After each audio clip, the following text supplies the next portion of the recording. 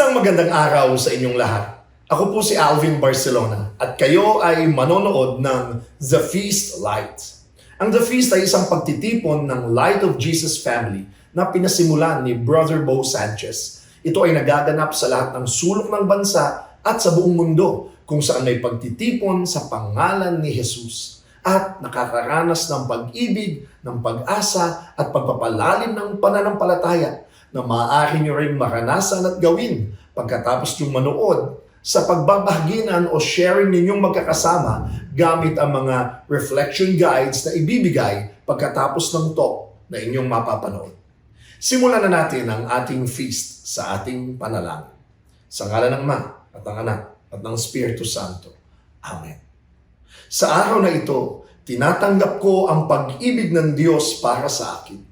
Sa araw na ito, ako ay nagbubukas sa hindi masukat, walang hanggan at nag-uumapaw ng kasaganaan ng Diyos sa buong sangnilikha. Sa araw na ito, ako'y nagbubukas sa biyaya, kagalingan at himala ng Diyos. Sa araw na ito, ako'y nagbubukas sa salita ng Diyos upang ako'y maging kahalintulad ni Jesus araw-araw. Sa araw na ito, aking itinatanghal na ako ay mahal ng Diyos. Ako ay lingkod ng Diyos. Ako ay makapangyarihang kampiyon ng Diyos. At dahil ako ay pinagpapala ko ang mundo sa ngalan ni Jesus. Amen. Sa ngalan ng Ama at ng Anak at ng Espiritu Santo. Amen.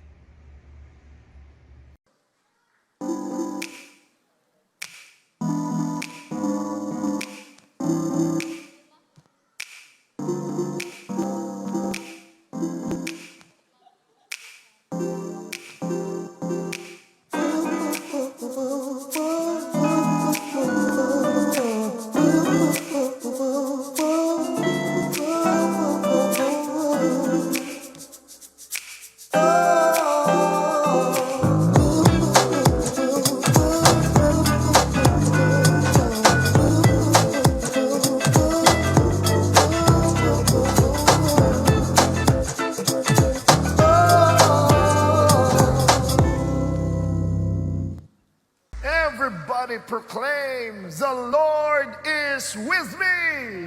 Nandito ang Diyos. Alam niyo yung Three Idiots, yung Bollywood? Paborito ko yan. Ulit-ulit kong pinanonood yun, lalo na sa mga teachers namin. Ang isa sa mga pinaka maaalala mo dun sa Bollywood classic na yon ay yung All is Well. Di ba? All is well. Tapos sayo-sayo sila, mga gaganong-ganon. Ibig sabihin, kahit na ano pa ang mga pinagdaanan nila, mga problema, pagsubok, ay laging napupunta sa mabuti. Bakit? Tanong nyo, bakit? Pelikula yun eh. May script yun eh. Parang Walt Disney yun eh. Lahat ng mga Disney movies palaging, and they lived happily ever after. Hindi ba? Laging happy ending yan pag mga feel-good movies. Kaya nakakatuwang panoodin yun. Pero eto sasabihin ko sa inyo, ha? Sa totoong buhay, hindi laging ganun. Real talk tayo, ha? Hindi pa laging maganda ang nangyayari. Katunayan, pakinggan nyo, ha? Minsan, akala mo maganda yung nangyari at maganda naman talaga, pero minsan napasama. Halimbawa, yumaman ka, maganda yun. Pero nung yumaman ka, nalimutan mo na ang pamilya mo, nalimutan mo ang Diyos. Posible ba yun? Posible? Posible. Makinegosyo mo, nagka-branch ka pa. Maganda ba yun? Maganda. Pero dahil doon, di na kayo nag-uusap muli, mag-asawa, mag-anak. So pwedeng maganda, napasama. Di ba? Katunayan, mayroong ang masama talaga, sumama pa lalo. Lalo na kung di tama yung ginagawa. Pero ito mas magandang balita. Tanong nyo ano? Sa buhay Kristiyano, kabaliktaran yon. Kahit mukhang masama, pwedeng maging mapunta sa mabuti. Bakit? Mas maganda ito sa all is well. Romans 8:28. And we know that in all things God works for the good of those who love Him, who have been called according to His purpose. Ako, panghawakan nyo yan. In all things, ibig sabihin sa lahat ng bagay, maganda o pangit, masama o mabuti. O, halimbawa, bumagsak ang negosyo mo, hindi maganda yun. Nagkasakit ka, ayaw mo yun. Na broken-hearted ka, nako, lalong masakit yun. Walang gamot dun eh. Pero pwede bang kahit na na-bankrupt ka, kahit na broken-hearted ka, kahit nagkasakit ka, pwede bang blessing in disguise pala yun? Ay, ang daming ganyang kwento eh. Akala mo bumagsak na, umahon, mas gumanda pa. Bakit? Kasama ang Diyos. Sa buhay Kristiyano, kahit mukhang hindi maganda, napapaganda, pero eto sikreto, kasama ang Diyos. God works for the good. Katunayan, last na lang ito. Ito talaga diretso. From the Old Testament, gustong-gusto ko din ito. Genesis 50:20. Ito, diretso. You meant evil. Oh, masama talaga. Against me. Ginawan siya ng masama. Ang daming masasamang nangyari sa buhay niya. But God turned it. God meant it for good in order to bring about this present result, even to keep many people alive. Grabe. Ito nagsasalitang ito. Bad thing after bad thing after bad thing, crisis after crisis, problem after problem, nangyari sa buhay niya. Pero tuwing may nangyayaring masama sa buhay niya, napupunta sa mabuti. Kilala niyo sino ito? Nagsabi niyan? Si Joseph. Joseph the dreamer. Si Joseph with the multiple colored coats. Si Joseph na naging kanang kamay. Ay naku, hindi ko ikikwento lahat, mamaya pa yun. Pero kung sinusundan niyo yung ating talk, si Joseph na isa sa mga anak ni Jacob, na 2 linggo natin pinag-usapan, na anak ni Isaac, na anak ni Abraham. Siya nagsabi niyan, kahit na masama ang plinano niyo sa akin, kahit masama ang ginawa niyo sa akin, napabuti. Exciting ito. Isa ito sa nakakamanghang kwento sa Old Testament. The story of Joseph. Pero bakit ganun? Kahit na masama, napabubuti. Tanong niyo, bakit? Simple. The Lord was with him. Kasama niya ang Diyos. Hindi siya binitawan ng Diyos at hindi siya bumitaw sa Diyos. Kapatid, meron bang parang hindi magandang nangyayari sa buhay mo ngayon?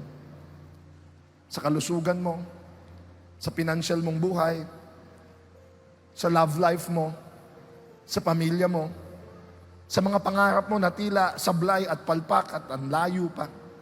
Kapatid, itong iiwanan ko sa inyo. Kapit ka lang. Huwag kang bibitiw. Dahil kasama mo ang Diyos, anuman ang pinagdadaanan mo, kahit mukhang hindi maganda, kahit mukhang masama pa nga, ano sinasabi natin palagi dito? Panghawakan mo, mayroong magandang mangyayari sa iyo. Are you ready? Let's clap our hands again to the Lord. And let's hear the preaching today from Brother Tony Valenzuela.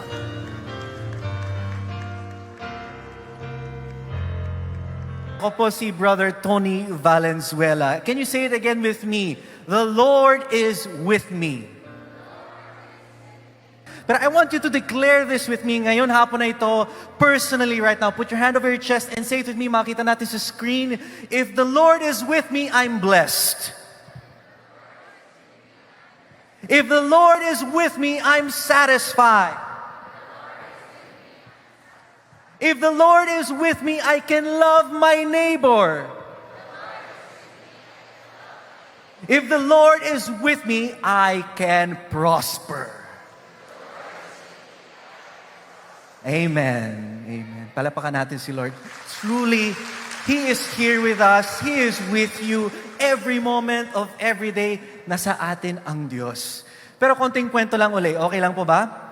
Binanggit ko last Sunday na ako'y isang Pinoy na lumaki sa ibang bansa, sa Bahrain, no?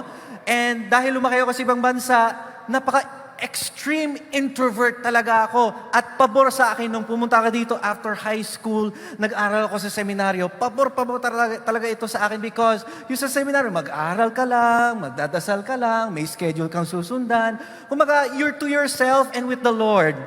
Pero little did I know na yung may mga kabatch ako na hindi kagaya ko, iba't ibang ugali, iba't ibang lingwahe, kasi iba taga Samar, Bisaya, Cebuano, Chabacano, Ilocano. And here I am, spoken in dollar, English speaking, akala ko okay na ang buhay. Yung pala may mga challenges na dumarating. Have you experienced that? You thought you're already comfortable, solid ka na, straight na ang buhay mo, pero biglang may darating na mga challenges. Have you experienced that? Sino naka-experience yung taas ng kamay, iwagayway, ayon. Halos lahat tayo, no? But here's the thing. Ask me what? Akala ko I was for the priesthood talaga. 4.5 years ako sa loob. Pero because in the seminary, di po ba binanggit ko, may mga theater workshop kami, na-realize ko may talent pala ako. So lumabas ako, don't ask me how, when, okay, mahabang story po yan. Pero when I left the seminary, I had to take a risk.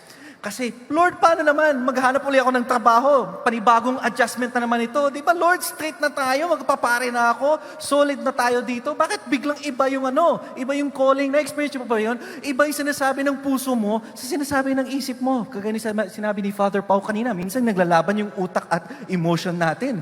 Nagkaroon ako ng crisis. But I had to take a chance. Say it with me, take that chance. Pero you have to take that calculated risk, mga kapatid. Hindi ka tatalon lang basta-basta. But when I took that chance, I knew I was not alone. Kasama ko si Lord. Kasi alam ko that when I do this decision to leave the seminary, it's not on my own decision na ako lang. Kausap ko si Lord, kaakbay ko si Lord, ka-journey ko si Lord. Dear friends, whatever decision you're going through in life, mas lalo yung mga major decisions, kahit yung mga maliliit, talk to the Lord, kausapin mo siya para makita natin kung talagang aligned yung isip at puso natin. It's only in His presence. Do I hear an amen? That's why nung lumabas ako, talagang nawindang yung mundo ko. Kasi I had to study again. Nag-aral ulit ako, nag-second course pa ako. And because I took a second course in mass communication, eto na, my world was turned upside down. Sabi ko, Lord, nandito ka ba? Saan ka ba? Parang napaka-challenging ito. But I feel going into this course, taking this new risk will help me become bigger, better, and stronger. Do I hear an amen? At first, hindi natin yan nakikita until we take the first step. At kadalas, yung first step na yan ang pinaka-mahirap. Pero look and lo and behold, nung nag-graduate na ako ng mass communication, I had so many opportunities. Again, nag-host ako ng mga events. Pero ito I'm not just repeating what I said last Sunday, pero ito ang di ko binanggit.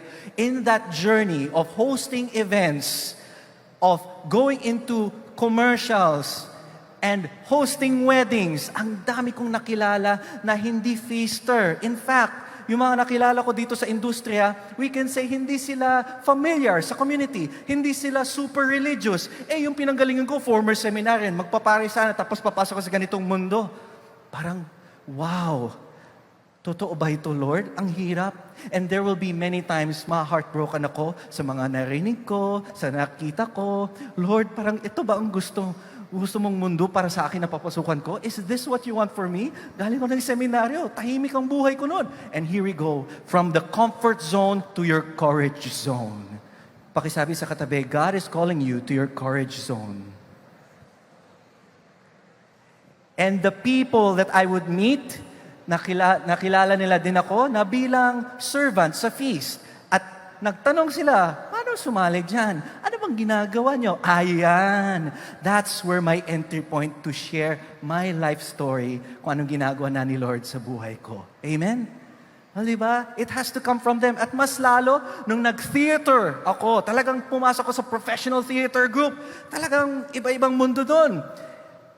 And kung makita natin dito sa picture na to, I also want to honor servants of ours who have passed away throughout this pandemic. Si Brother John Jared and Sis Meda.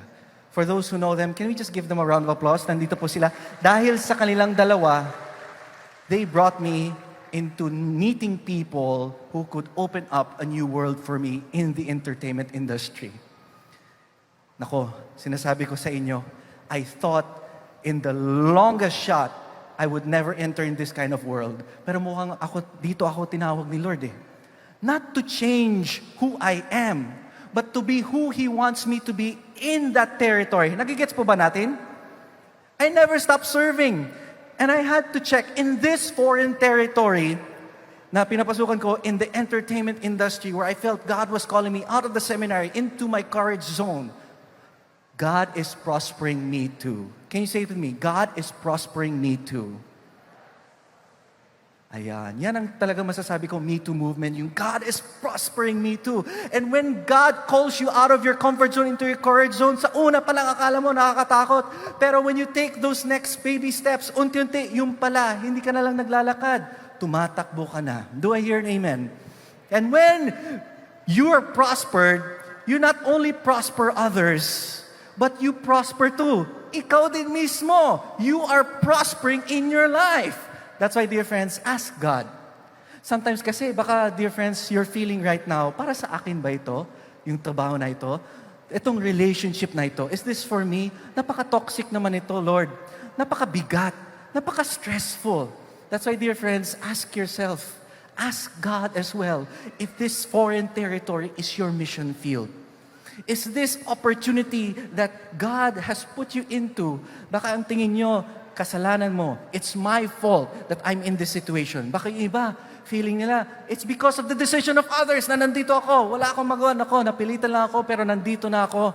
Dear friends, can I ask you one thing? Okay lang po ba? Ask God to use you to prosper others. And in the process, prosper you too. Okay lang po ba yan? Can you put your hand over your chest and say right now, God, prosper me, so I can prosper others through me. And in the process, I will prosper for you. Oh, ang daming pro, di ba? Pro na pro tayo yun. Do I hear a round of applause for Jesus in this place? Dear friends, nagsisimula pa lang tayo, pero to give us God's word and to open up our story today to the story of Joseph, let's welcome Coach JC Libiran. Let's give them a big hand for Brother Tony. Woo! We have Brother Alvin, Brother Tony, and again, to those of you who are seeing me for the first time, Coach JC Libiran. And just to connect the dots, no? Whether you've been attending and you've been following this amazing series on blessing and curse, at yung iba, nakapaka-first time nyo pong umaten, no? I want just to give you like a quick recap of where we are right now in the story. Tapos ikukonekta natin sa storya nga ni Joseph, the dreamer, no? So, kung sa inyo, mahilig kayong manood ng mga K-drama, sino mo yung mga nanonood ng K-drama? Or any online streaming na may mga iba't ibang episodes, di ba bago kayo magsimula, laging merong previously on. Tapos, magbabalik tanaw kung ano yung mga nangyari. Just to, connect the dots kung ano yung mga eksena nangyari. And in this case, so far in this series, Blessing and Curse, we've already talked about the creation story na ginawa ng Diyos ang langit at lupa, ang lahat, ang tao. At sa kabila ng blessing na ito, pinili pa rin ng tao yung curse. Hindi pa rin siya sumunod kay Yahweh, sa ating Panginoon Diyos. Something that is also happening in our lives. No? And after that part, dumiretso tayo sa kwento, of course, of Abraham. And we see there na ang pangako ng Diyos na sa kabila ng mga unfaithfulness, eto pa rin, i-bless kita, Abraham. How many here you want to be blessed? Can you just wave at me? Sabihin mo sa katabi mo, gusto ko yan, gusto ko yan. At yun ang pinangako ng Diyos. Kapag Diyos ang nangako, hindi mapapako. Pero ganun pa man, hindi pa rin talagang sumunod. Nagkaroon pa rin ng mga, di ba, in-betweens na, di ba, plot twist. Pero ang Diyos, tapat sa kanyang pangako. And then, last week, we discussed about letting God win. Ito ngayon si Jacob, isa sa mga anak ni Abraham. Now, what happened? In here, we understand na he wrestled with God. At eventually, after niyang mag-trust at mag-surrender, nagkaroon ng pagbabago ng pangalan at ito na nga, from Jacob naging Israel. So just want to let you know, that's how we can connect the dots. Papunta dito sa story natin, sa story ni Joseph. And let's read that, no? In Genesis chapter 37, verse 3. You can read this with me as I read it aloud. Jacob loved Joseph. Everybody say Joseph. Yung iba talaga kapag, di ba, Joseph. Yan, no? Joseph more than any of his other children. Can you see a raise of hands? Sino po dito yung mga parents? Parents, palakpakan natin yung mga magulang natin. No? Ilan man ang inyong mga anak, di ba?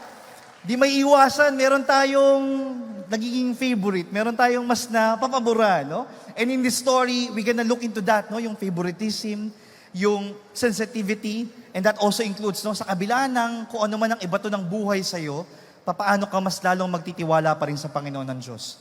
Brother Alvin and Tony has already shared that this is the story about Joseph the Dreamer. No, dahil nga, si Joseph ang bunso. Sino po mga bunso? Make some noise, bunso. Ayan, o, di ba? At syempre, iba-iba rin tayo ng birth order. Sino po yung mga panganay sa pamilya? Panganay, ayan. Sino yung mga middle child? Yan, di ba? So, letting you know na ang story nito revolves around the bunso, si Joseph, no? So, pansamantala tingnan natin ito, And we look into this particular issue on favoritism. Kaya nga, ang sabi dito, when we don't treat every human as image bearers, but instead favor one over the other, it will get ugly. Alam na natin yan, no? Sa buhay ng pamilya, sa trabaho, wherever you are, kapag ka merong napapabura na isa, hindi pa pwedeng hindi magsabi yung isa unfair. Bakit siya lang ang nabagbibigyan ng pansin? Bakit siya lang ang napapaboran? Di ba? You want to get even. And that's why here, one of the messages that we want you to remember is this. Stop playing favorites. Can you just nudge or sikuyin mo yung katabi mo? Sabi mo sa kanya, stop playing favorites. Lalong-lalo na sa mga parents natin, paalala ito, no? Ako, personal story, no, ang pamilya po namin, no, pamilya kami ng OFW, dahil halos lahat ng nasa pamilya po namin ay nag-abroad, no? And my mom and my dad, talagang pinalaki kami ng maayos, no? But hindi may iwasan dahil ako ang bunso, no? Nabibigyan lalo ng pansin. Ako yung talagang pabibo, sumusunod. Yung mga kapatid ko, no? Kuya Manny, Ate Liza, Kuya Nan, hindi maiiwasan po na talagang magkumpara. No? Bakit siya ganito and ganyan? And let me tell you this, kahit nung bata pa lang hanggang ngayon, mayroon pa rin po talaga na mga ganyang mga friction. And maybe this is something that we have to realize na talagang meron sa bawat pamilya. Kaya ang paalala po sa atin, hanggat maaari, walang favorites. Bakit? Kasi talagang magkakaroon po ng conflict, magkakaroon ng comparison. And this story is not just in our family, but doon pa lang sa storya ni Abraham between, di ba? Si Isaac at Ishmael. Meron na kagad, comparison at meron na kagad playing favorites. Of course, si Isaac, no? Itong kakatapos na story natin with Jacob and Esau. Di ba nakita mo, may comparison pa rin. Kaya nga itong si Esau, gusto niyang makuha yung birth order, no? Yung birthright rather, na sa kanya mapunta, no? Yung blessing. So, you see this conflict of favoritism happening again and again. And that's why, if we're going to connect it now with the story of Joseph, in Genesis chapter 37, verses 5 to 8, again, read this with me as I read it aloud. One night, Joseph had a dream. And when he told his brothers about it, they hated him more than ever. Before we continue this, paalala rin ito, na minsan kapag kami mga magagandang ibinibigay sa'yo, blessing. Di ba minsan talagang you are so excited to share this with people? Yes? May mga pagkakataon po bang gano'n? Na-promote ka sa trabaho, sinagot ka nung nililigawan mo, or any, no? Na-approve na yung visa mo. You want to share it with people. Yes? Kasi something that is good. Pero aminin natin, minsan, kailangan rin pipiliin mo yung pagkakataon when you share this. Why? What if that person is really going through tough times? Ito na lang pong pandemic, di ba? Dati-dati, guilty po ako dito. Kapag ka nasa isang bagong kainan, I'll take a photo, di ba, pang Instagram. And then I'll post this. At the moment, this is what I'm eating. Pero nung pandemic, alam natin ang daming mga naapektuhan, maraming mga nagugutom. Kaya part of me saying, parang hindi tama, na i-post, tas #bless. Tapos yung dadaan sa feed ko, maaaring sasabihin niya, sana all.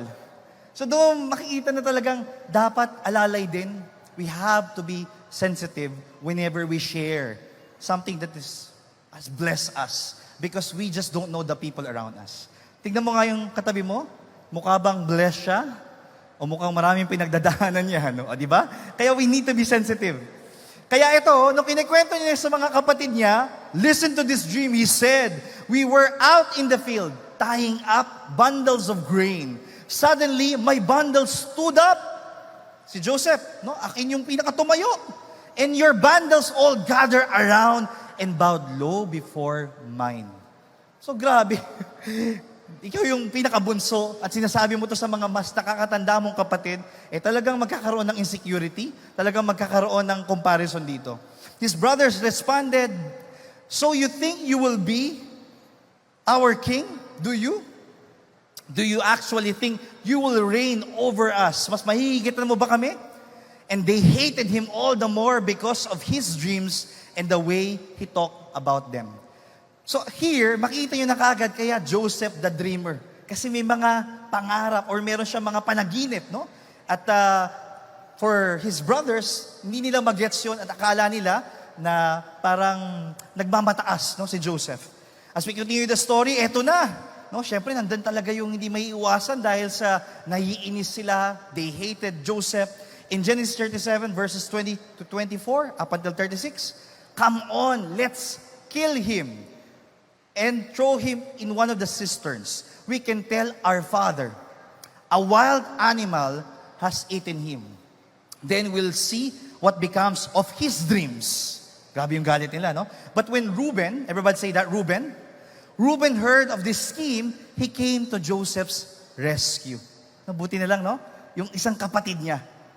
Meron pa rin talagang pag-aalala sa kanya at gusto siyang sagipin, no? And sabi niya dito, di ba? He came to Joseph's rescue. Let's not kill him. He said, why should we shed any blood? Let's just throw him into this empty cistern here in the wilderness. Then he'll die without our laying a hand on him. Reuben was secretly planning to rescue Joseph and return him to his father. For a moment before we continue, let's just recognize sino yung mga tao sa buhay mo na gumawa ng paraan para maligtas ka. Gumawa ng paraan para makatawid ka. I want you to think of them. And can we just thank the Lord for sending these kinds of people na iniisip yung kapakanan natin. Palakpakan natin ang Panginoon Diyos for that. So eto na nga, nagplano sila. O sige, yan ang plano natin. Huwag nang patayin, itapon na lang si Joseph sa isang cistern o empty cistern. So we continue. So when Joseph arrived, his brothers ripped off the beautiful robe. Kaya di ba yung sa mga musical play na Joseph the Dreamer, makulay, multicolored, no? Sinira nila kasi again, visit sila kay Joseph. Then they grabbed him and threw him into the cistern. Meanwhile, the Midianite traders arrived in Egypt, where they sold Joseph to Potiphar. O di ba? Hindi lang itinapon, hindi na lang ni-reject, ibinenta pa si Joseph na pagkakitaan pa nila. At kanino napunta? To Potiphar. Everybody say that, Potiphar. Sino siya? An officer of Pharaoh, particularly the king of Egypt. And he was actually the one looking after the guards. Siya yung pinakaparang general. And Potiphar was, captain of the palace guard. Now, this is where we get to see, no? Na talagang yung story ni Joseph, parang yung mga pinapanood rin natin sa teleserye. No? Si Brother Alvin, binanggit niya kanina na kakatapos lang ng probinsyano. O di ba? Parang ganito eh. Ako, I can relate yung Joseph the Dreamer na storya sa storya rin ni Ricardo. Na ang daming pagsubok, pero nakasurvive pa rin. And I believe, my dear friends, ang bawat isa sa atin, just like Joseph, just like Cardo, madami na tayong pinagdaanan. But look where we are. What doesn't kill us make us strong. Huminga ka pa, kapatid. That's a mere fact for us to celebrate. And meaning to say, sa kabila ng problema, mayroong talagang magandang plano ang Diyos para sa atin. Amen? If you believe in that, sige. Tuloy niyo yung palakpak. Huwag niyong pigilan para kay Lord yan. Now, as we look into these stories, we understand, di ba, kailangan natin tingnan lagi, ano ba ang intensyon nung author nitong storya na ito? We have to understand that during this time, Genesis was written during the 70 years of Babylonian exile. Gandang sabihin, no? Ano raw yun? Hindi ko na-gets, Coach JC. Now, ito lang po yan. Imagine, lahat tayo po no, ay mga Israelites. Nakatira tayo no, dito sa, ano ba, ito, Pasay City. And imagine, for the longest time, nakapag-settle na tayo dito, nakapagpundar na. Biglang merong mananakop. Bigla tayo, di ba, inatake. Tapos lahat ng mga ari-arian, sinira. Of course, during that time, the temple, maraming namatay. And then, lahat tayo, in-exile, dinala sa isang lugar na ayaw natin. Yun po ang ibig sabihin ng being exiled. And this is the background of the story. And that's why we can connect with Joseph because his story is really of exile, no? Na-exile siya. At ito po ang isa sa mga pinakamahalagang tanong. Lord, why? Can you just say that with me? Ask that. Lord, why? No, parang naalala ko po yung nagbibidyoke na kapitbahay po namin. Ito lang, ang kanta niya, Aegis, di ba? Lord, bakit? Tanong ko sa iyo ay bakit? May mga pagkakataon po ba sa buhay niyo na tinatanong niyo ang Diyos, Lord, bakit nangyayari ito sa buhay ko? Yes? Yung iba mahina ang sagot, in denial pa rin. Di ba mayroong mga kamalasan, mayroong mga misfortune, mayroong mga hindi magandang nangyari sa atin o nangyayari sa atin. At tinatanong natin ng Diyos, Lord, bakit? At sa mga pagkakataon na nagtatanong tayo sa Kanya, hindi natin alam kung anong gagawin, litong-lito, when it comes to decision, ano bang ang magiging next na step natin, anong susunod na hakbang. But you see here, we are challenged na sa mga bagay na hindi mo naintindihan kung bakit nangyayari sa iyo, ito yung mga panahong mas lalong dapat kumapit ka sa Diyos. Pero totoo yun, no? Yung talagang, Lord, bakit? Yung talagang i-express mo sa Kanya. Pero sa huli, babalik at babalik pa rin tayo sa Kanya. You see, this is what happens. If you don't trust God, and instead you take matters into your own hands. Lord, wala kang ginagawa sa nangyayari sa buhay ko, ako na lang gagawa ng paraan. What will happen is, you will be exiled. You'll be put into a place where you don't want kasi may mga consequences yung ating mga desisyon. Aminin niyo yan. Maaring if you have health concerns right now, sisisihin mo ang Diyos, pero balikan mo. Ano bang ginawa ko sa pag-aalaga ko sa health ko?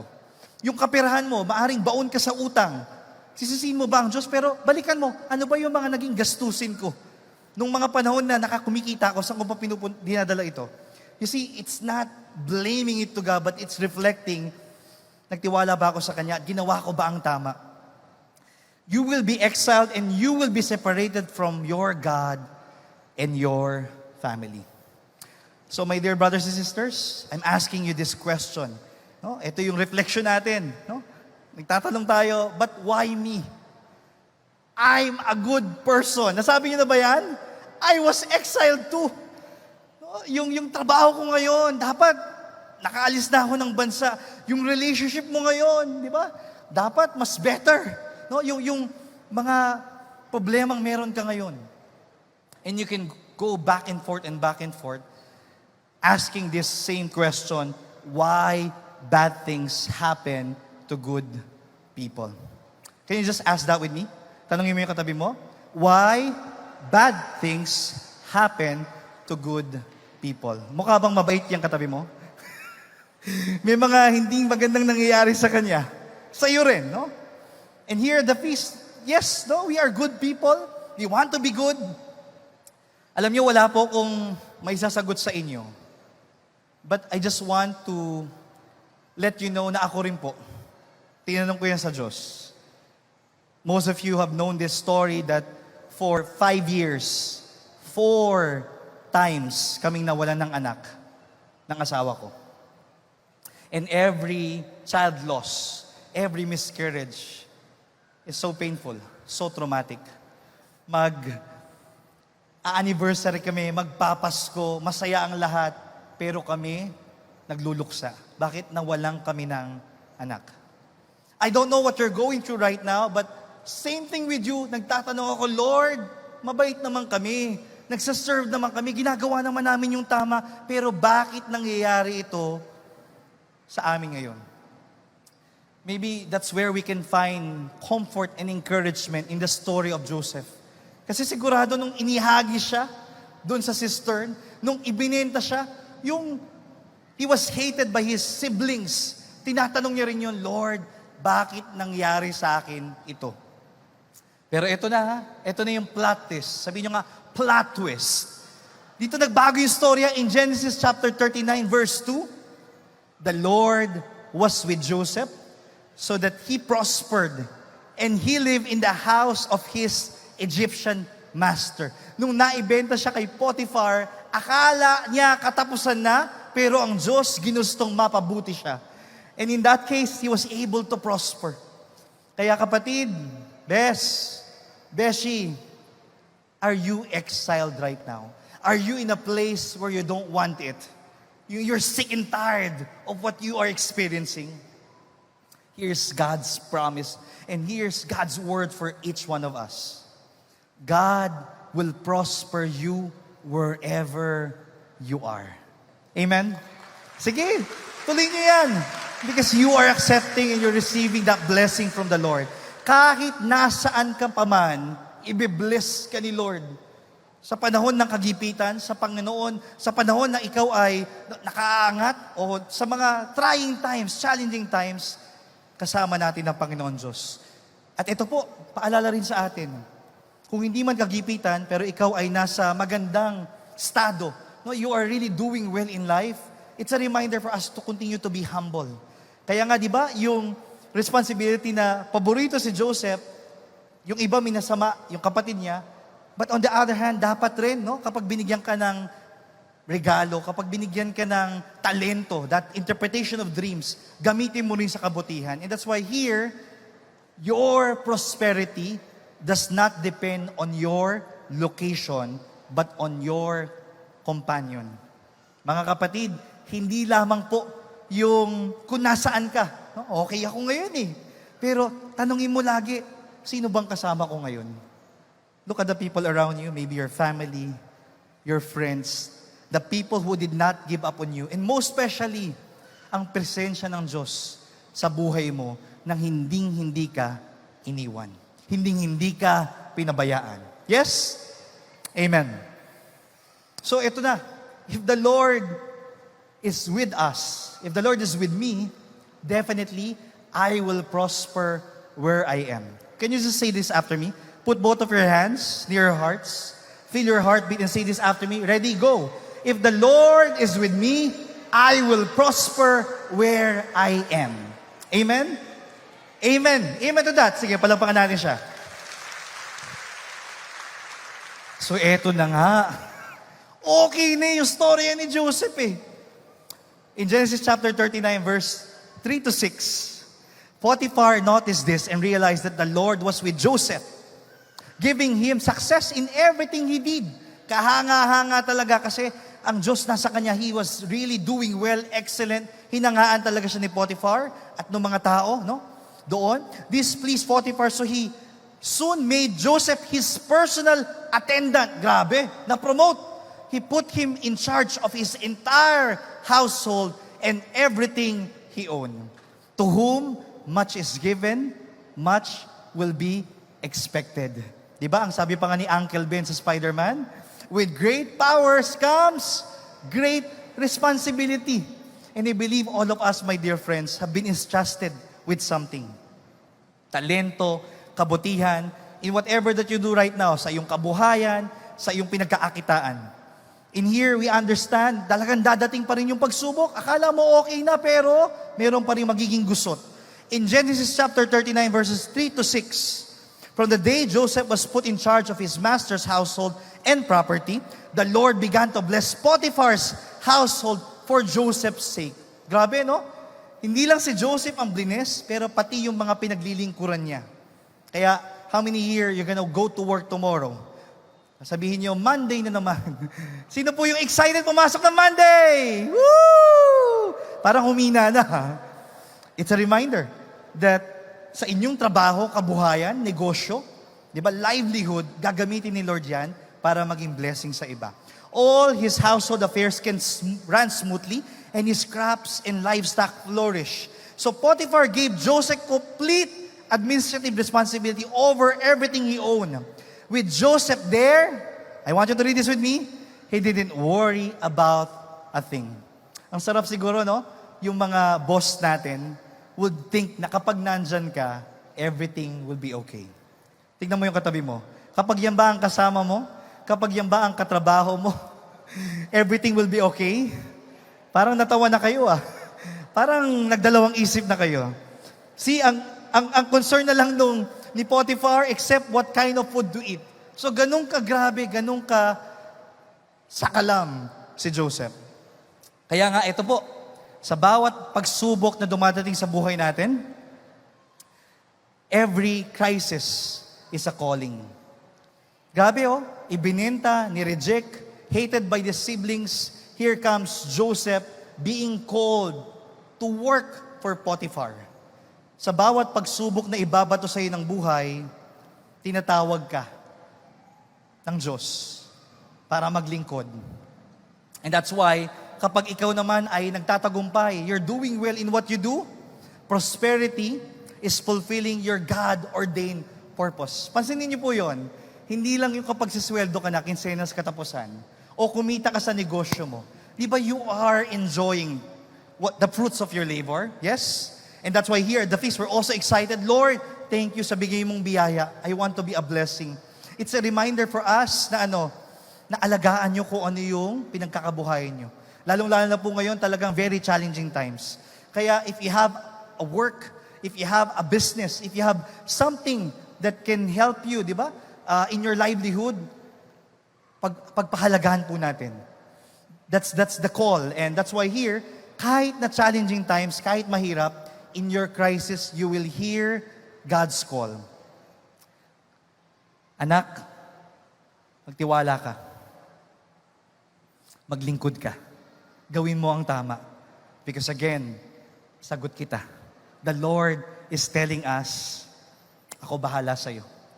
I have so much plan for you. Just follow. Just continue. Just continue to move forward in your life. Amen? If we're saying yes to that, palapakan natin ng Panginoon Diyos. Meron po ba sa inyo nakapunta na ng Baguio? Baguio? May balak magpunta ng Baguio? Di ba nakaka-excite? No, yung klima, lamig, makakapag-jacket ka, hindi ka pagpapawisan. Tapos, di ba, makikita mo yung mga scenery, yung mga iba't ibang tourist spot, and that also includes what? Yung mga pagkain, no? Definitely. Pero, alam natin, di ba, na bago ka makarating sa Baguio, dadaan ka muna sa Calvario. Ano po yun, di ba? Baka sa inyo, nakadaan na po ng Cannon Road. Are you familiar with Cannon Road? Yung Cannon Road, di ba, na halos talagang mapapakapit ka dahil sa zigzag. No, ang tawag pa nga iba, parang bituka ng manok. No? And I remember that because years ago when I was giving mga talks or retreats, wala pa po akong sasakyan o walang service, talagang bus ride po ko papunta ng Baguio. And definitely that's something na talagang gusto kong iskipan. Meron ba sa inyo yung gustong ganon? Yung pwede bang wala ng bituka ng manok? Pwede bang walang daanan na mahirap? But we all know that. Bago mo marating ang tagumpay, bago mo marating yung pinapangarap mo, dadaan ka muna sa mga pagsubok. At yung mga pagsubok na yon, hindi dapat, di ba, tambayan, hindi dapat laktawan, but actually, it's preparing you to receive the greater blessing. Kaya kapatid, kung katulad nito, mga larawan na to, marami kang pinagdadaan sa buhay mo, marami kang problema, ibig sabihin, inihahanda ka ng Diyos sa mas malalaking biyaya. Amen? Tignan mo yung katabi mo, ipagyabang mo, ang dami kong problema. At sa dami ng problema mo, God will turn that problem into a blessing definitely. Kaya ito po, as we continue, Genesis chapter 39, verses 6 to 9. Okay na Ganda ng estado ni Joseph Ni Joseph, ano nangyari? So Potiphar gave Joseph complete administrative responsibility over everything he owned. Diba? Yan yung binasa natin. With Joseph there, he didn't worry about a thing. except what kind of food to eat. Joseph was a very handsome and well-built young man. So gusto ko i-imagine niyo yung mga pinapanood sa K-drama ng mga leading man. Mga tipong ganun talaga. Iba ang datingan ni Joseph. And Potiphar's wife soon began to look at him lustfully. Pinagnasahan siya. At sinabi sa kanyang, "Come, Joseph, and sleep with me." Siyempre, no? Nagustuhan. And if we are living nowadays, ang daming iba will just easily give in. Kasi sayang eh. Kasi ito na and so and so forth. But look at this man, Joseph. Ano nangyari? Refused. Joseph refused. At sinabi niya sa asawa ni Potiphar, "Look," he told her, "my master trusts me with everything in his entire household. No one here has more authority than I do." Nandun makikita mo yung disiplina, yung control sa sarili. "He has held back nothing from me." Grabe, sobrang salamat sa boss ko, si Potiphar. Pinagkatiwalaan ako. "Except you, because you are his wife. How could I do such a wicked thing?" Bakit ko lolokohin, tatraydorin yung amo ko na naging mabait sa akin? It will be a great sin against God. Grabe, no? Yung sana all, no? Na kapag ka ikaw ay natukso, kapag ikaw ay talagang tempted, we will also be like Joseph, na gagawin ang tama. Why? Because again, the Lord was with Joseph. You know what happened? Ask me what? Tanong niya sa akin, anyari? Because of that, syempre, napahiya yung wife ni Potiphar, no? Nagpunta, nagsumbong kay Potiphar at sinabi niya, "Rape! Rape!" So biglang nabaliktad. Yung maganda ng estado ni Joseph, biglang naging upside down. Bakit? Kasi he was falsely accused ng masama. So, this is what happened. Genesis chapter 39, verse 21, the Lord was with Joseph. Can you see that again with me? The Lord was with Joseph and showed him steadfast love and gave him favor in the sight of the keeper of the prison. Habang nakakulong si Joseph, ang Panginoon Diyos, hindi siya iniwan. And maybe it's a reminder for all of us dahil baka tayo rin po ay nakakulong sa bitterness. Baka tayo ay nakakulong sa unforgiveness. Baka tayo ay nakakulong sa masamang bisyo. Whatever that is we are imprisoned in. Kung ano man yung bilangguan na meron tayo, hindi tayo iiwan ng Diyos. Amen? So ito po, the Lord is with you. The Lord is with us. Question is, are you with the Lord? Pang Sunday lang ba ang Panginoon Diyos sa feast? Or matapos ito, you're gonna bring the Lord with you wherever you go. You see, dahil nakitaan po ng talento ng pag-interpret si Joseph, yung pong pinaka-main ng guards, siya pa yung nagsabi na to look after the other prisoners. At dahil doon, no, naalala yun. Kaya nung nagkaroon ng pagkakataon na ang Pharaoh, nagkakaroon ng mga panaginip, no, that's something that we can discuss definitely next week. You know what happened? Naalala nila si Joseph, the man, no, na talagang ang Diyos ay nasa kanya. At man with integrity. Genesis chapter 41, verse 38, it says here, the Pharaoh said, "Can we find anyone else like this man, so obviously filled with the Spirit of God?" Kung kailan nangangailangan na ng tulong, dahil sa mga kabutihan na ginawa ni Joseph, naalala siya. Kaya kapatid, akala mo lang walang nangyayari sa buhay mo, but when you continue doing something good, mayroong nangyayaring maganda. Hindi lang sa iyo at pati sa ibang tao. Yes? Many times, the only way for us to go up is to go down.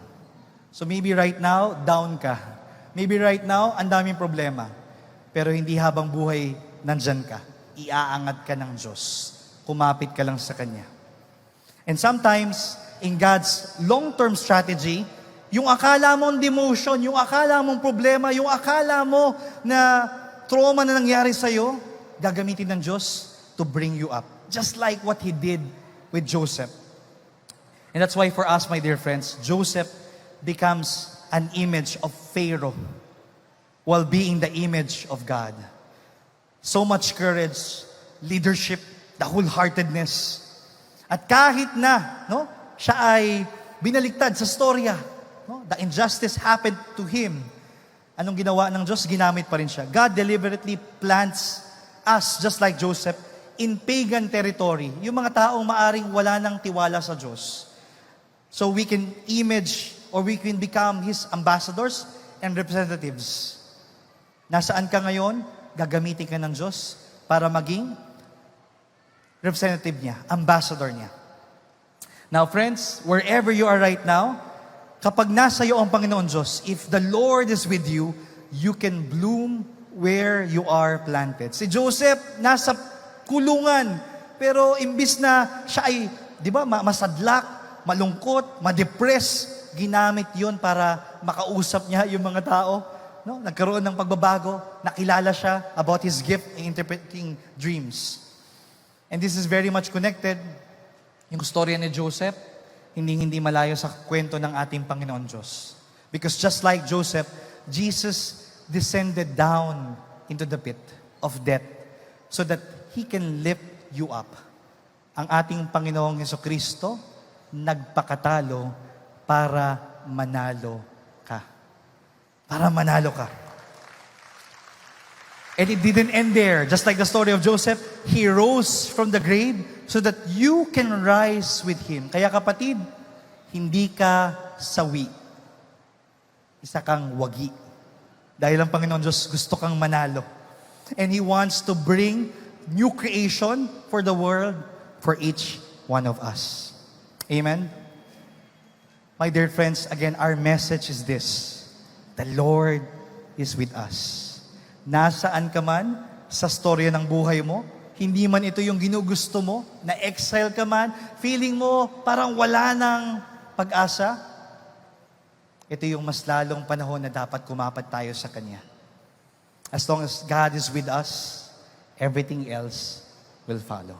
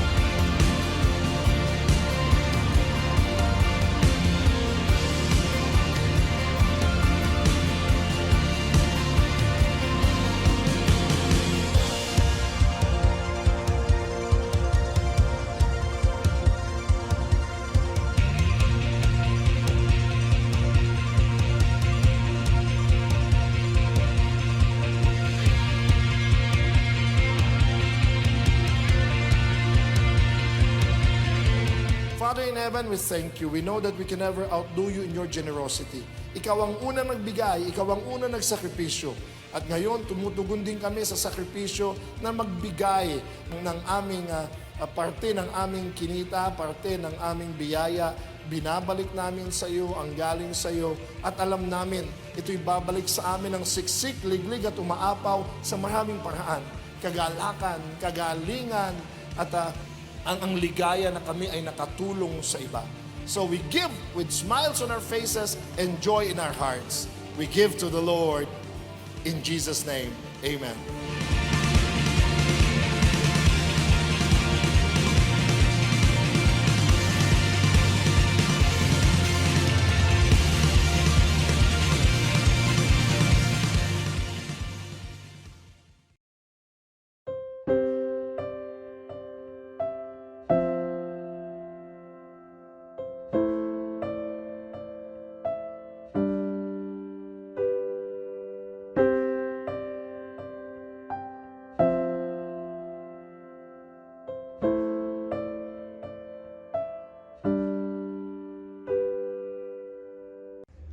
Tayo'y manalangin. Sa ngalan ng Ama at ng Anak, ng Espiritu Santo. Amen. Mahal naming Ama sa Langit, kami po ay nagpupuri at nagpapasalamat sa isa na namang pagkakataon na kami muli mong tinipon at tinawag upang makinig sa iyong salita. Ipinapanalangin ko ang lahat na ngayon natitipon sa ginanap na feast light na ito. Itinataas ko ang mga panalangin, pangangailangan at mga pangarap ng bawat isa para sa kanilang mga pamilya, sa kanilang mga hanap buhay, sa kanilang kalusugan, sa kagalingan ng mga may sakit, at sa anupamang mga kahilingan, puno ng pananalig at pananampalataya na ito ay ipagkakaloob mo sa iyong takdang panahon at pamamaraan. Nawa, patuloy ang maging pagtitipong tulad nito upang lalong ang mabago ang aming mga buhay ayon sa iyong kalooban. Sa ngalan ni Jesus. Amen. Sa ngalan ng Ama at ng Anak at ng Espiritu Santo. Amen. Maraming salamat muli sa inyong panonood. Huwag niyong kalimutan na regular na magtipon muli sa ating feast light at siguradong mayroong magandang mangyayari sa inyong lahat. God bless you.